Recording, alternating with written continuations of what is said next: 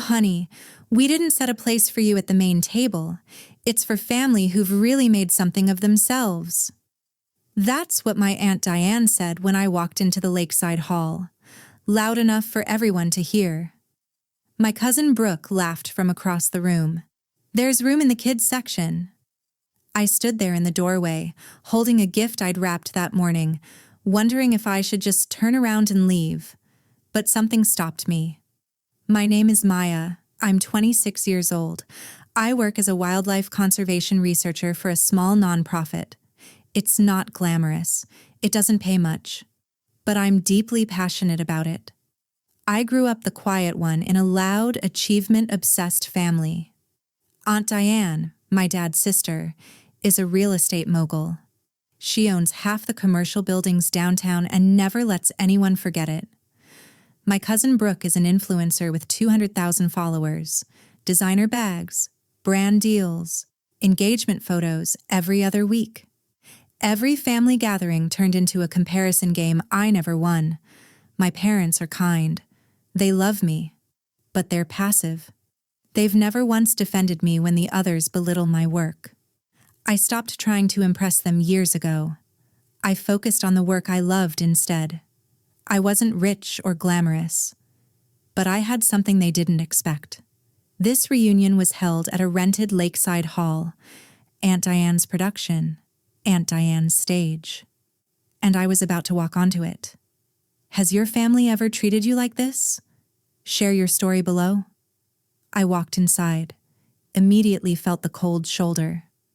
Brooke was holding court near the bar, showing off her new designer bag and a massive engagement ring that caught the light every time she moved her hand. Aunt Diane clapped her hands together. All right, everyone, let's talk seating. We have a VIP table for our high achievers. Brooke, Uncle Richard, Cousin James. She kept listing names. Mine never came. I stood there waiting. Nothing. I quietly walked over to my mom. Where should I sit?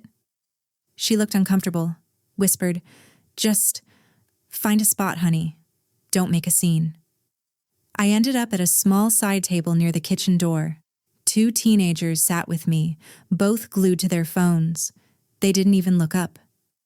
During appetizers, Aunt Diane stood and gave a toast. I just want to say how proud I am of this family. Brooke's brand deals are taking off. She just signed with a skincare line.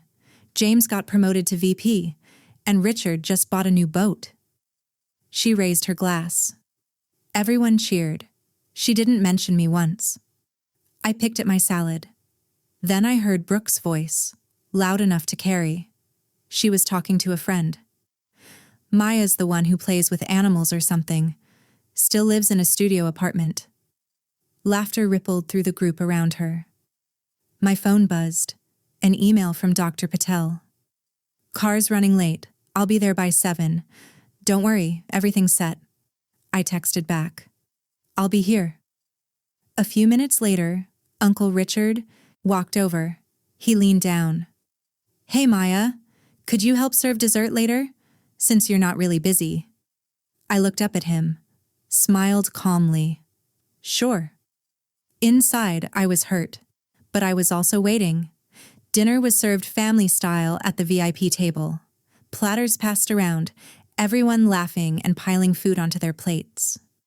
At my table, individual plates brought out late. The food was cold. Smaller portions. I overheard Aunt Diane talking to the caterer near the kitchen. The side tables are fine with whatever's left.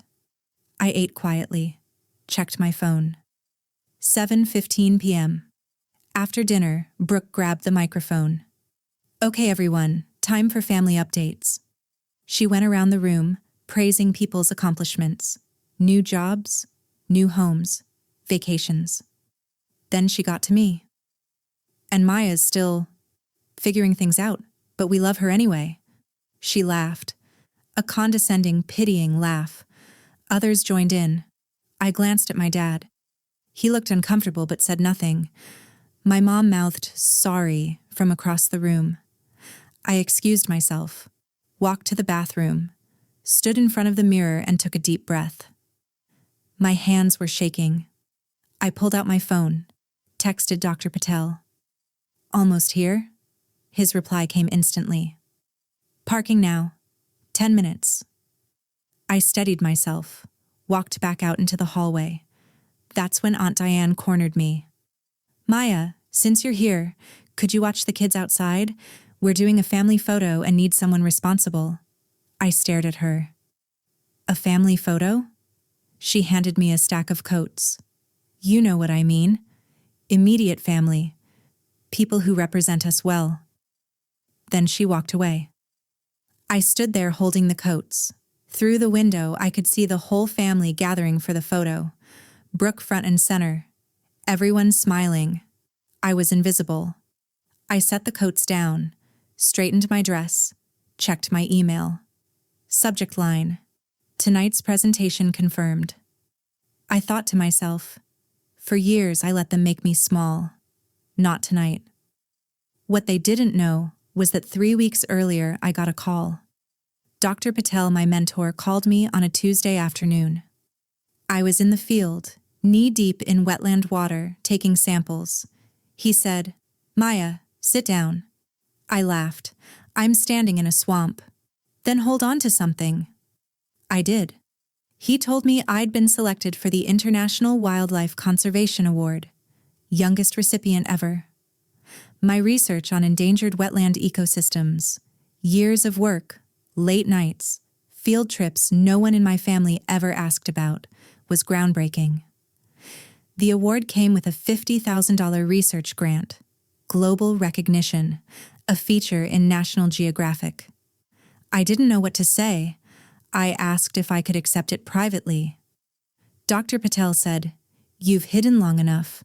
Let the world see you. I thought about it. Then I asked him if he'd present it at the reunion. I wanted my family there, even if they didn't know why. The reunion venue was convenient. He agreed. I didn't tell anyone. I wanted them to see me as I was, not perform for their approval. I didn't need their approval anymore, but I wanted them to see what they missed while they weren't looking. I stepped outside. An older sedan pulled up. Dr. Patel stepped out, distinguished, kind, carrying a framed certificate and a folder. He hugged me. Ready? I shook my head. I don't know. Maybe this was a mistake. He smiled. Maya, you've spent your life in the background, not tonight. Inside, I could hear Brooke announcing karaoke. The family was getting louder. Aunt Diane was on the phone, bragging about the party. Then my younger cousin Lily came outside. She's 16. Quiet like me. You okay? That photo thing was messed up. I tried to smile. It's fine. She shook her head. It's not. You're the only one who actually listens to me. They treat you like you're nothing. I softened. I'm not nothing. Dr. Patel looked at her. She's extraordinary. You're about to see why. We walked back in together. The family barely noticed. Dr. Patel approached the event organizer, Aunt Diane's assistant. He whispered something, showed his credentials.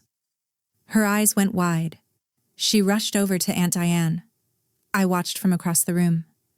Diane looked confused, annoyed. Who is that man? The assistant leaned in.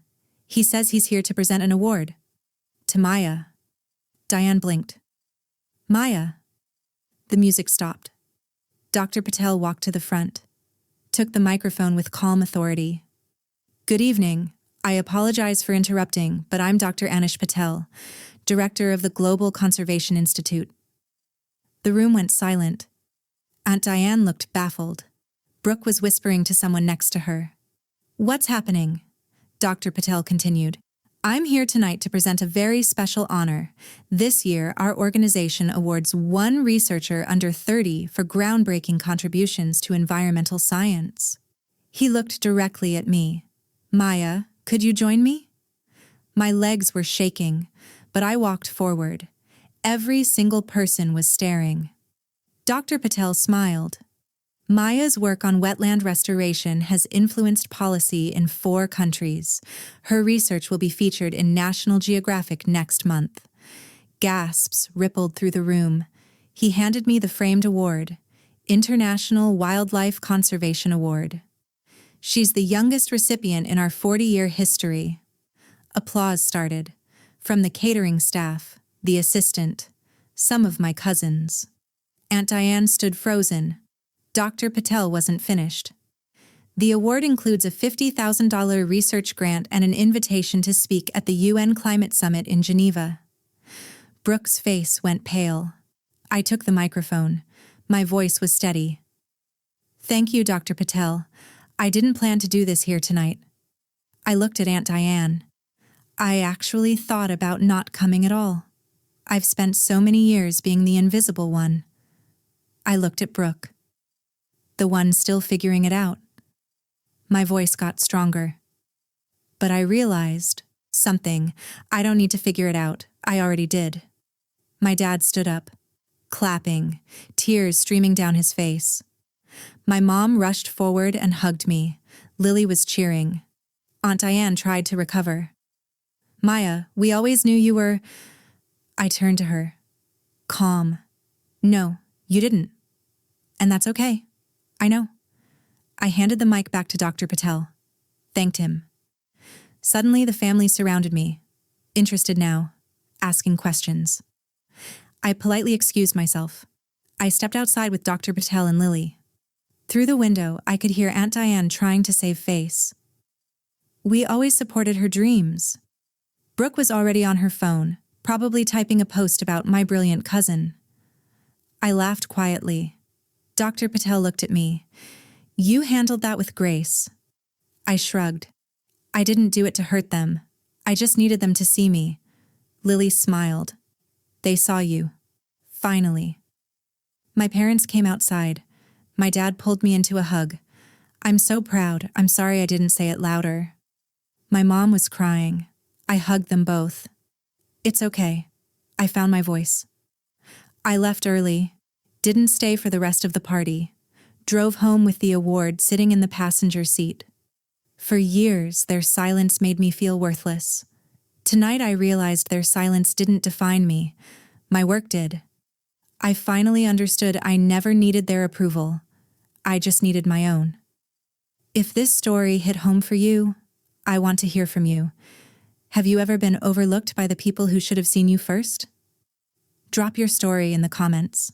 I read every single one. And if you're watching from somewhere in the world where you're still fighting to be seen, this is your sign. Keep going. Where are you watching from? Let me know below. Hit subscribe if you believe your worth isn't defined by anyone else's opinion. Thanks for listening.